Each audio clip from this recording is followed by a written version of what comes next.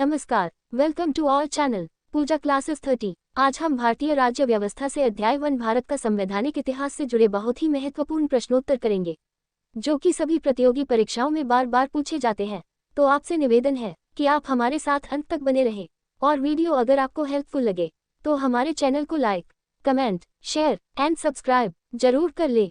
आपका पहला प्रश्न है, मुसलमानों के लिए अतिरिक्त निर्वाचक मंडल प्रारंभ में किसके द्वारा लाया गया था? A. Cripps mission 1942, B. Morley Minto सुधार 1909, सी. मॉन्टेग्यू चेम्सफोर्ड सुधार 1919, डी. भारत सरकार अधिनियम 1935। आपका सही जवाब है माले मिंटो सुधार 1909। आपका दूसरा प्रश्न है, 1909 के इंडियन कौंसिल एक्ट में किस बात की व्यवस्था की गई थी?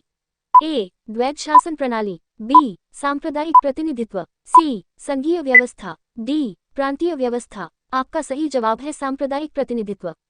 आपका तीसरा प्रश्न है, मोंटेग्यू चेम्सफोर्ड सुधार में प्रावधानों का सार था?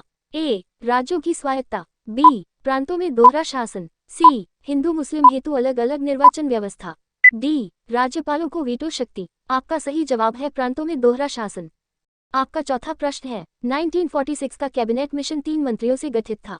निम्नलिखित में से कौन इसका सदस्य नहीं था?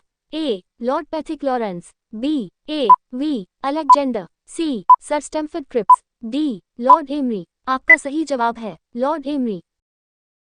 आपका पांचवा प्रश्न है, कैबिनेट मिशन योजना के विषय में कौन सा सही नहीं है?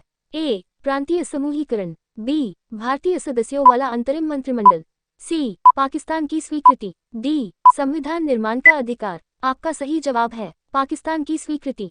आपका छठा प्रश्न है, भारत का संविधान लागू होने तक स्वतंत्रता के पश्चात इसका शासन किसके अंतर्गत चलाया गया?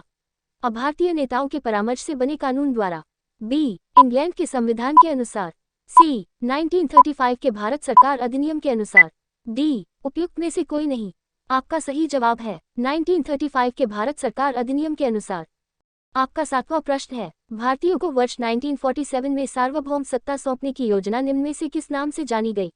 ए. डूरंड योजना, बी. मिंटो माले योजना, सी. माउंटबेटन योजना, डी. वेवेल योजना। आपका सही जवाब है माउंटबेटन योजना। आपका आठवां प्रश्न है, कौन सुमेल नहीं है? ए. माले मिंटो सुधार, सांप्रदायिक प्रतिनिधित्व, बी. भारत सरकार अधिनियम 1935, स्वशासन, सी. कैबिनेट मिशन, संविधान सभा का गठन, डी. साइमन कमीशन, भारत विभाजन। आपका सही जवाब है साइमन कमीशन, भारत विभाजन।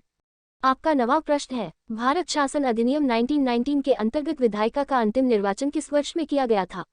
ए. 1930, बी. 1934, सी. 1945, डी. 1947। आपका सही जवाब है 1945।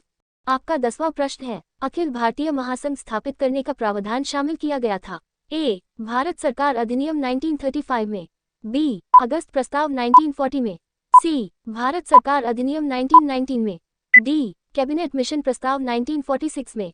आपका सही जवाब है भारत सरकार अधिनियम 1935 में। Thanks for watching Pooja classes 30। Please like, comment, share and subscribe.